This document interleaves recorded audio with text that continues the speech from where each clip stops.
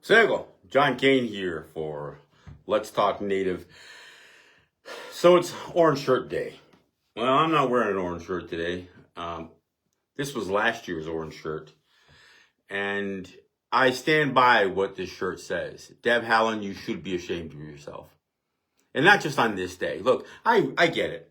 Many people are wearing orange shirts for a variety of reasons. Some believe they're celebrating something. There's nothing to celebrate on this day. This day is an acknowledgement of the children who were tortured and killed and forced to assimilate into U.S. culture. That's what the whole goal was. It was forced assimilation, but the policy was kill the Indian, save the man. And as many of you know, I kind of coined a phrase, and I said, kill the Indian, save the man's not a metaphor. Metaphors don't require graveyards. Metaphors don't require burials, mass graves, unmarked graves, or funerals. They don't require repatriation of bones and all this stuff that we're hearing about now. And we're not hearing about enough of it. Look, on the Canadian side, I think the number is in excess of it's thousands of kids that they have discovered in these at only about a dozen of these residential schools. Out of the 150 boarding schools on the Canadian side, only, again, 10% of them have even been looked at. And they're already in excess, close to 10,000 kids that are sites that they believe are buried children. And Canada, in spite of its 94 calls to action that came out of their so-called Truth and Reconciliation. And I don't know how you can have truth if you don't have any of the real data on how many kids died. But according to the Truth and Reconciliation Commission, they came up with 94 calls to action, and a fraction of which they've even done anything with. Some say they've addressed 13 of them, but they haven't completed 13 of them. And there's been no effort to fully uncover how many children died in these schools. And the U.S., they haven't even started. So this lady, Deb Haaland, the much exalted first Native person to serve in the Interior Department, she basically approved a report at the end. Her and her Assistant Secretary Brian Newland, I guess, worked on this thing. They issued it in the 11th hour of her stint as the Interior Secretary. She issued it so late in her administration that none of the stuff was going to be done. They did only like 13 recommendations, one of which was an apology, which Joe Biden did. Joe Biden went down to Arizona and apologized in an effort to win votes for Kamala Harris, apologized for residential schools. And he didn't call it a crime. He didn't acknowledge what was actually done at these things. He said it was a sin on our soul, a sin, not a crime, and certainly not fully acknowledging that the crime is actually genocide. So I'm not going to celebrate Orange Shirt Day. In fact, I'm not even going to wear one. And I won't wear one that says Every Child Matters. And the reason I won't wear one that says Every Child Matters is because they don't. There's nothing in the U.S. history or Canadian history that suggests that our kids ever mattered to them. They stole our children. They took our children. They beat our children. They adopted a policy of kill the Indian, save the man. Now, some say, well, we just meant kill the Indian in them. Then why did so many die? Why did so many die? And I'll tell you, it isn't a natural coincidence that this kind of torture and this kind of heinous activity, these atrocities, were committed at every one of these schools. And when I say everyone, let's be clear. Over close to 150 on the Canadian side and close to 600 on the U.S. side. Yeah, they say 450 on the U.S. side, but that's just the federal ones. There were many state and many church-run schools that were not necessarily federally funded. By some estimations, it was close to 600 schools, plus another 150 on the Canadian side. And in every one of them, there was evidence of abuse. In every one of them. There's not a single school that I've heard of that did not have some level of abuse happening to the children. And for those of us who went to a school as a kid, most of us never saw a graveyard associated with the school. But many of these did. Some of them were marked graves, some of them were unmarked graves. Carlisle Indian School, the flagship boarding school of the United States, the one where Kill the Indian, Save the Man was coined, they actually had graves where it said unknown on the tombstone.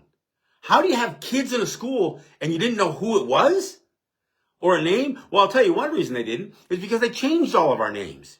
They put biblical names like Sarah and Joshua and David, Mary. That's what they did. They took all of our names, our native names, and they got rid of them. They banned them. They banned the language. They cut our hair. They stripped our clothing away. Any semblance of any identity, any items that we might have had that were part of our identity, that was stripped away. And meanwhile, white kids are playing Indian as a part of school because their schools adopted native mascots. This is the culture that is the United States. So when I hear people talk about Donald Trump, yeah, Donald Trump is the worst. But he's just a symptom of what was already there. This stuff went on for 150 years. So for all of the wringing of hands over Donald Trump, yeah, I agree. He's terrible. He's terrible. He may be the worst. But what our people experienced, what our children experienced, and those children, many of them died, but many of them are our grandparents now. They were children. So don't tell me that every child matters, because they didn't. And I think it's a mistake. Just like when there was an effort to call attention to the killing of unarmed citizens at the hands of police, predominantly black, and they started the Black Lives Matter movement, the answer to Black Lives Matter was, oh, well, all lives matter. We skipped the whole our children matter or native children matter, and we went straight to every child matters. But do they? Did they? Do they? We say they do. Look, all of our Every Child Matters t-shirts have nice native symbols on them, and they've got great graphics. And look, some of them are beautiful. Don't get me wrong. But the slogan is wrong. It should have said, our children matter. And they mattered, and they matter today. And yet, who's being taught this in schools today? Kathy Hochul comes out from Albany, stands up before a bunch of Senecas after screwing them out of $500 million, and says, oh, we're going to add money. We're going to add teaching about these residential schools to the school curriculum. Really? Who's going to pay for it? Are you? Are you going to fund this thing? Deb Haaland made all these recommendations, but there was no money for any of these recommendations. In fact, the crazy thing about Deb Haaland's work, and the reason she really should be ashamed, they never once tried to assess any real value or any real numbers to what was done to our people. She lowballed every single number. Said, well, we know that 1,000 children. 1,000? It was probably closer to 30,000 children that died in these schools. Not 1,000. She said they could only confirm that 18,000 kids went to these schools. And it's probably 10 times that many. It was 150 years. 150 years that they were ripping our children away from our families and our communities and our nations. It was 150 years that they were wiping out identity from those kids, cutting any connection that they had to their other families. They erased the whole relationship between women and their children. Our kids didn't know how to be parents when they became adults, if they were lucky enough to survive the schools. What took place during this era of residential schools on both the U.S. and Canadian side, by definition, it's not cultural genocide. There is no such thing as cultural genocide. It's genocide. There was, people died. Children died at those schools. Some killed, some neglected, some abused. There was death. There was abuse, physical abuse, psychological abuse, sexual abuse. The kids were beaten. They were raped. That's what happened at these schools. So those are two of the definitions of genocide. The third is creating the conditions that would destroy a people. That's assimilation. If you wipe away any semblance of identity, if you teach the children that who they are is evil and satanic, that even violates your own thou shalt not use the Lord's name in vain principle. You literally taught children that who they were was evil, was satanic. And it was only through the grace of your God that they could be redeemed. They had to kill the native part of them. Well, some of it killed them completely. But every child who went to a boarding school had a piece of them killed, murdered, snuffed out, erased. Every child went through some of it. Even the ones who can try to reflect fondly on the experience. Because what? They learned how to play a piano, perhaps? Well, you're the exception to the rule. Look, I've got to say, what took place is by definition genocide. The other two of the 5 overt acts that constitute genocide, one of them is sterilization. Doing anything that would interfere with reproductive rights or abilities. And girls were sterilized. They were rendered barren. Some of them were rendered barren through surgery, but some of them could not have children because of rapes, both on the psychological side and the physical side.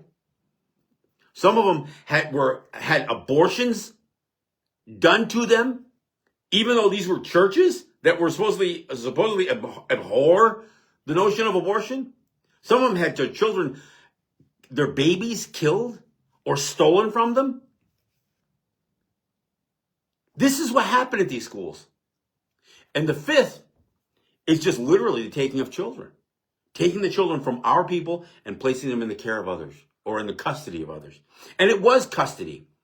These schools, run by churches, funded by the governments, either by state government, provincial government, or federal governments in the U.S. and Canada, they funded this stuff.